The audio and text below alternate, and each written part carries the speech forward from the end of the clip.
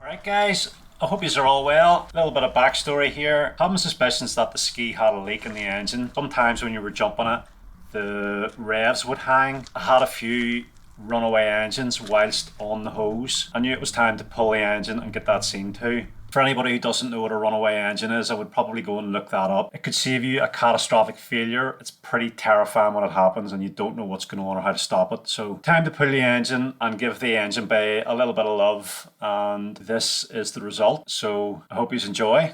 Thanks for watching. Cheers.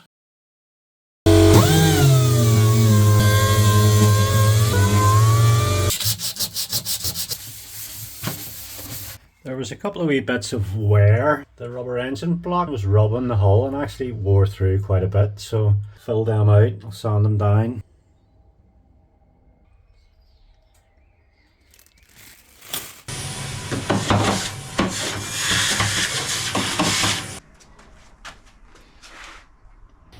One last final wipe with alcohol before paint. So I'm using a 2K epoxy primer and 2K satin black. So should be pretty durable.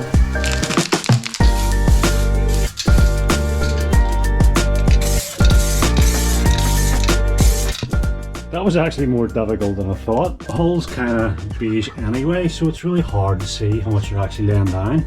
So hopefully it'll do.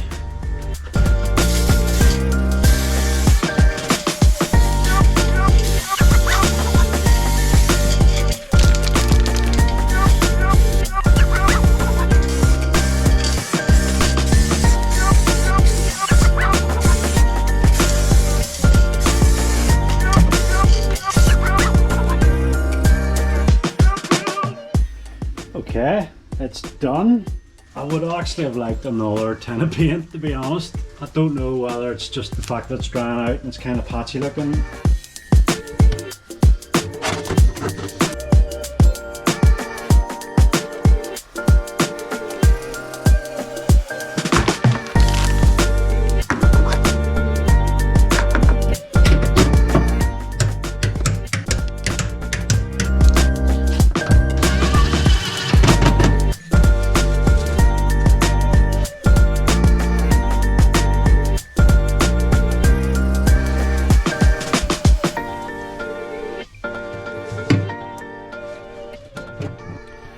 So these holes here in the bulkhead, they don't really serve any purpose.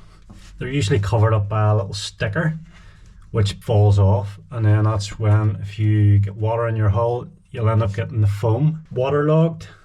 So it's always a good idea to block these off. We'll silicone round these areas.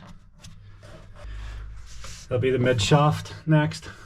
We'll get that fitted. I'm actually glad I did do this, because whenever the pump shoe on this broke, because obviously running an aftermarket intake grate puts more stress on the plastic pump shoe. So I got a metal one and fitted it. I was told you don't have to shim the pump. But anyway, when I pulled the mid shaft out, the shaft was sitting really low. It was nearly touching the bottom. So I'm glad I got that, because you choose splines or you can wreck the mid shaft bearing. So I shimmed the pump and now she's pretty centre. I didn't have a cold fusion tool, but it looks good to the eye. It was better than it was. So mid shaft on next, get these siliconed up, and then we'll go from there.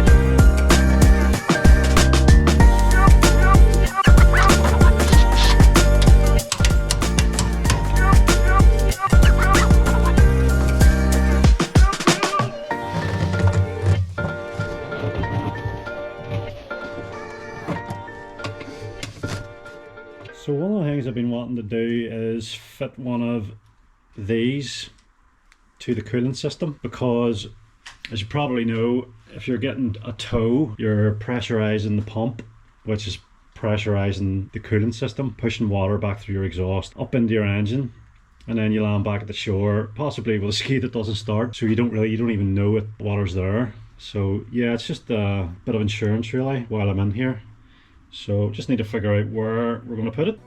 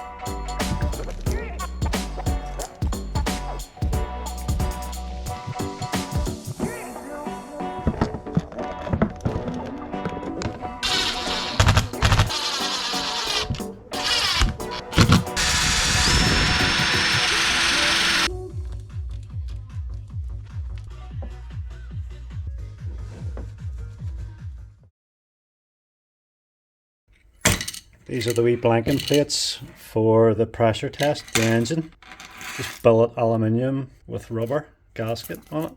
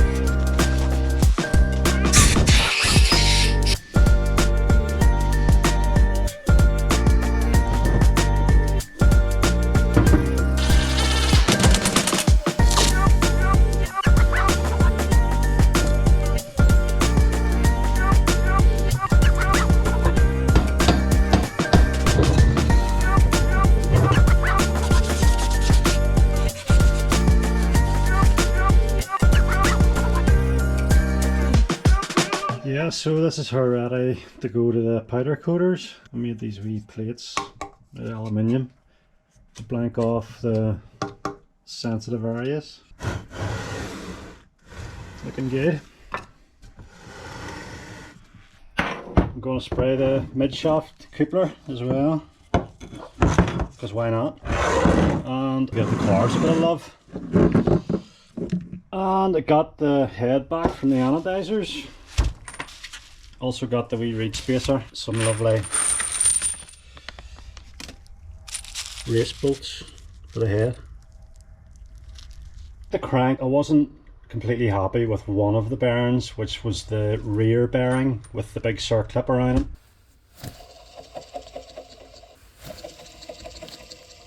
And if you put an airline to it and you buzzed it up, you could feel a little rumble. So I bought an SKF one, but it didn't have the hole for the case dial, so I had to go back. So we tracked down this boil here, which to my knowledge essentially is OEM.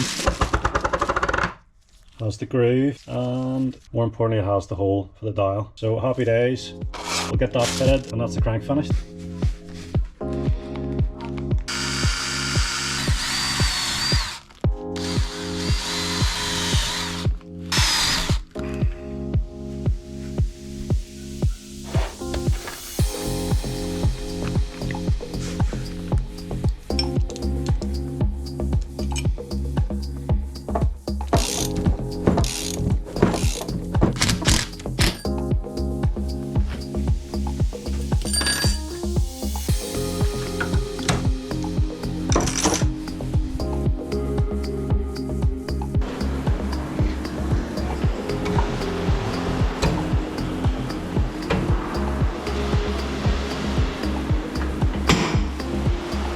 Got the engine back from the powder coaters. This is the result. And a few other bits. So I've opened this engine up. I can't say I'm very happy with the job. I told the lad, like I'd done a lot of prep for him, but I told him like he had to bung this off. So the whole thing was filled with sandblasting material. It looks like it's been sandblasted inside. You've powder coating inside the cases. There was powder coating all in around here and all, but I've managed to scrape it and cut it. Like, I haven't finished yet, but everything's rough, really rough. That's the cases. The cylinders are absolutely covered. I don't know if you can see there, but there's powder coating in the barrels there. See there? It's rough. Down and around all the ports, covered. Like I've already blew this out with an airline. It's a compressed air has already been in this. This is embedded itself.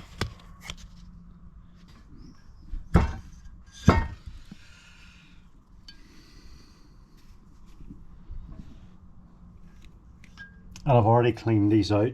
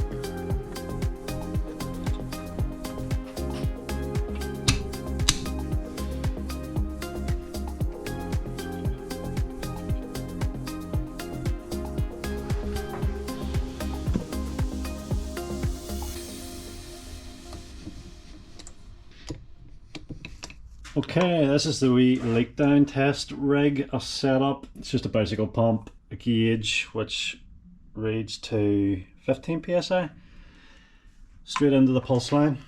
So we'll pump this up to 9 psi, block it off, and then we'll see if it sits at 9 for a couple of minutes, and hopefully there's no leak, and then we're good to drop the engine in.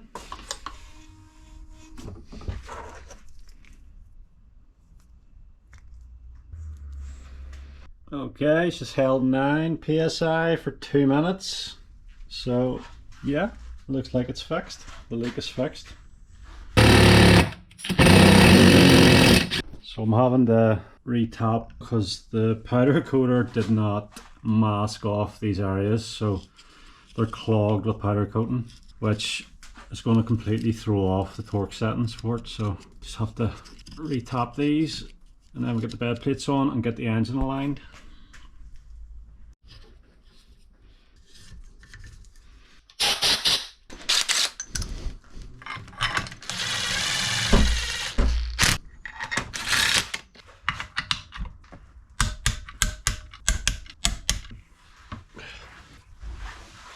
Couple of tools I've made up just to help me with the build for the coupler out of steel. Flywheel choke.